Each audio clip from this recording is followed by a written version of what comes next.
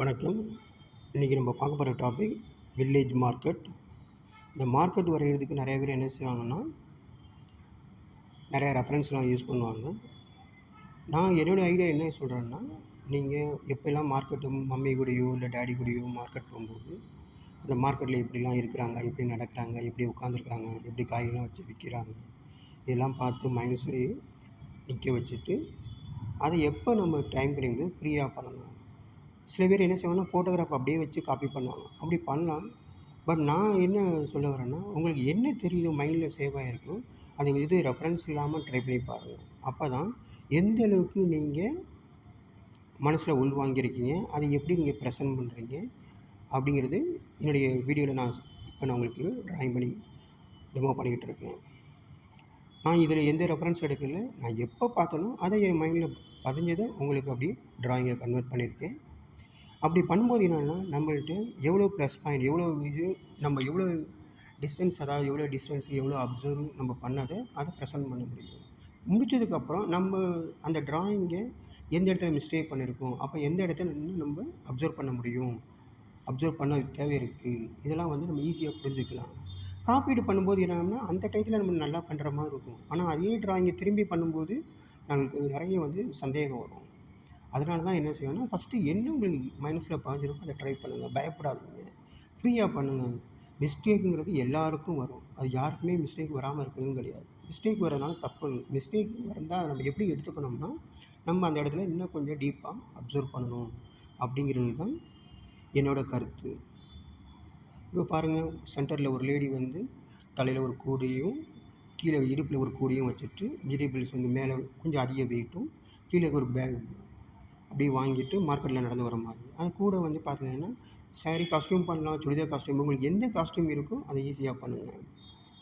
அதுக்கப்புறம் ஆங்கிள் பார்த்திங்கன்னா, ஒரு கேரக்டர் ஃப்ரண்ட்டு, ஒரு கேரக்டர் பேக், இந்த மாதிரி டிஃப்ரெண்ட் ஃப்ரண்ட் அண்ட் பேக் பண்ணும்போது ஒரு லைவாக எஃபெக்ட் இருக்கும்.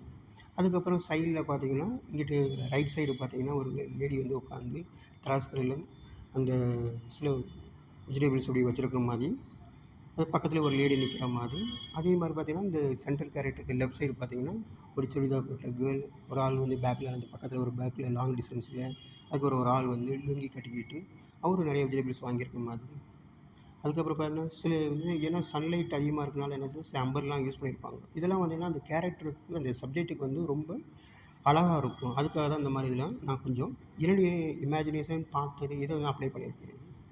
ஃபஸ்ட்டு எப்போயுமே நம்ம ட்ராயிங் பண்ணும்போது நார்மல் பென்சில் யூஸ் பண்ணும்போது என்ன உங்களுக்கு பிரச்சனை வரும்னா, நம்ம rough copy and fair copy பண்ணும்போது நிறையா கன்ஃப்யூஸ் ஆகும். அதுக்காக தான் நான் இங்கே கலர் பென்சில் யூஸ் பண்ணியிருக்கேன். எனி கலர்ஸ், உங்களுக்கு எந்த கலர் பென்சில் இருக்கோ அதை ஃபஸ்ட்டாக ரஃப்பாக ஸ்கெட்ச் பண்ணிக்கணும். அதுக்கப்புறம் நார்மல் பென்சில் எடுத்து எந்த லைன் உங்களுக்கு கரெக்ட் லைனோ அதை ஃபைனல் அவுட்புட்டாக காமிங்க. பயப்படாதீங்க. என்ன மைண்டில் இருக்கோ அதை அப்ளை பண்ணுங்கள். முடிச்சுட்டு அதை லாங் டிஸ்டன்ஸில் வச்சு பாருங்கள், எங்கே மிஸ்டேக்கு அப்படிங்க தெரிஞ்சுக்கங்க. திரும்பி மார்க்கெட் போங்க. ஏதாவது ஒரு ஓரத்தில் நின்றுக்கிட்டு திரும்பி யார் யார் எப்படி நிற்கிறாங்க, எப்படி வாங்குறாங்க, எதுவும் மைண்டில் வச்சுக்கோங்க. இந்த மாதிரி பண்ணிங்கன்னா ஆன் த ஸ்பாட் ஒரு சப்ஜெக்ட்னா ஈஸியாக உங்களால் டெவலப் பண்ண முடியும். அதுக்கப்புறம் பார்த்திங்கன்னா, சும்மா இருக்கும்போது பஸ் ஸ்டாண்டோ இல்லை ஒரு நம்ம வீட்டு தெருவுலையோ எப்படி நிற்கிறாங்க, உட்காந்துருக்காங்க, இதெல்லாம் என்ன செய்யணும்னா நம்ம அப்படியே பார்த்து அதை உள்வாங்கிட்டு அதை ப்ரெசென்ட் பண்ணி பார்க்கணும். இப்போ நிறைய பேர் பார்த்திங்கன்னா, ஃபாரின் ஆர்ட்டையும் சரி இந்தியன் ஆர்டிஸ்ட்டையும் என்ன செய்கிறாங்கன்னா, பின்ட்ரெஸ்ட்டில் போய் நிறைய ரெஃபரன்ஸ் எடுத்துகிட்டு அதை எடுத்து என்ன செய்கிறாங்கன்னா, அதை பார்த்து காப்பி பண்ணுறாங்க. அது ஒரு டைப் ஆஃப் மெத்தட். பட் என்னோடய ஐடியா இல்லை, எனக்கு நான் புரிஞ்சுக்கிட்டது நான் என்ன சொல்ல வரேன்னா, இமேஜின் பண்ணி பாருங்கள். இது ஒன்றுமே கிடையாது. ஒரு ரோபோ மாதிரி கையை காலை எப்படி வேணாலும் திருப்பலாம்.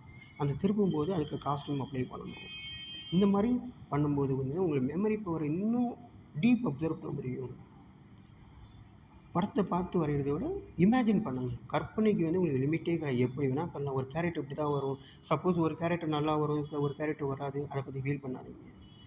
பண்ண தான் உங்களுக்கு நிறைய விஷயங்கள் தெரிஞ்சுக்க முடியும்.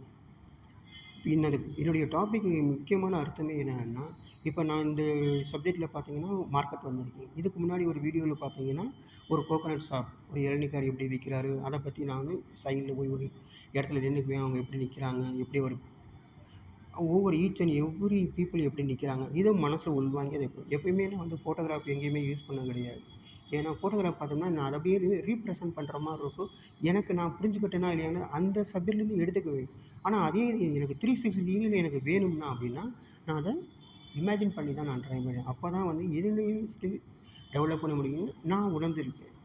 நான் தெரிஞ்சுக்கிட்டு அது என்னுடைய எக்ஸ்பீரியன்ஸில் நான் இப்படி தான் டெவலப் பண்ணிகிட்ருக்கேன். பாருங்கள் இந்த கேரக்டர் பாருங்கள் சைடில் ஃபஸ்ட் நான் ரஃப் பண்ணது, அதுக்கப்புறம் ஃபேர் காப்பி பண்ணுறேன். எனக்கு தெரிஞ்சது டேரெக்டாக டக் டக் டக் டக்குன்னு பண்ணுவேன். மிஸ்டேக் வரும்போது பார்ப்பேன். திரும்பி போய் எங்கேயா எனக்கு டைம் கிடைக்கும்போது அப்சர்வ் பண்ணுவேன். அதனால் நீங்கள் என்ன செய்றீங்கன்னா, இந்த மாதிரி பண்ணும்போது உங்களுக்கும் சரி, நீங்கள் ட்ராயிங் பண்ணுறவங்களும் சரி, உங்கள் குழந்தைகளும் வந்து மெமரி பவரை இன்க்ரீஸ் பண்ணோம்னா, ஏதோ ஒரு ஸ்பாட் சப்ஜெக்ட் எடுத்து ப்ராக்டிஸ் பண்ண சொல்லுங்கள். அப்போ மெமரி பவர் இன்க்ரீஸ் ஆக மார்க்கும் டெவலப் ஆகும், உங்களுடைய அப்சர்விங் பவர் இன்க்ரீஸ் ஆகும். இது ஒரு மெடிடேஷன் பண்ணுற மாதிரி. ஏன்னா மெடிடேஷன் பண்ணும்போது ஸ்டார்ட்டிங்கில் உங்களுக்கு கொஞ்சம் சின்ன சின்ன டிஸ்டர்பன்ஸ் இதெல்லாம் வரும். அதை பற்றி எதுவுமே கவலைப்படாதீங்க. பண்ண தான் உங்களுக்கு எக்ஸ்ட்ரா நீங்கள் போக முடியும். இப்போ பாருங்கள் பின்னாடி ஃபஸ்ட்டு ஒரு கேரக்டருக்கும் பிக் சைஸும், அதுக்கு பின்னாடி இருக்கிற கேரக்டர் சேம் தான். பட் அது கொஞ்சம் சைஸ் சின்னதாகவும் பண்ணியிருக்கேன். அங்கேயும் பார்த்தீங்கன்னா லாங் டிஸ்டன்ஸில் வீடு இந்த மாதிரி பண்ணும்போது ஒரு லைவ் எஃபெக்ட் வரும். அப்புறம் லாங் டிஸ்டன்ஸில் சில கேரக்டர் வேணும். அதனால சும்மா அப்படியே ஹெட்டு மட்டும் ரஃபாக ஸ்கிரிபிள் பண்ணி விட்டு பண்ணும்போது ஒரு லைவாக வரும். இப்போ இது வந்து சென்டர் வியூலேருந்து நான் கம்போஸ் பண்ணியிருக்கேன். இப்போ நீங்கள் வந்து சென்டர் வியூவும் பண்ணலாம், இல்லை ஒன் சைடு ஓரத்துலேருந்து கம்போஸ் பண்ணலாம். எப்படி உங்களுக்கு ஈஸியாக இருக்கும், எந்த சப்ஜெக்ட் கான்ஃபிடென்ட் இருக்கோ அதை பேஸ் பண்ணி நீங்கள் அந்த வியூவை கம்போஸ் பண்ணுங்கள். உங்களுக்கு இதை பற்றி ஏதாவது டவுட் இருக்குது, இன்னும் நல்லா டெவலப் பண்ணணும் அப்படின்னு இருந்துச்சுன்னா, உங்களுடைய வேறு என்ன மாதிரி டாப்பிக்லாம் நீங்கள் எதிர்பார்க்குறீங்களோ அதெல்லாம் சொல்லுங்கள். நான் இன்னும் உங்களுக்கு அதுக்கு தகுந்த மாதிரி வீடியோ அப்லோட் பண்ணுறேன். தேங்க்யூ. நன்றி.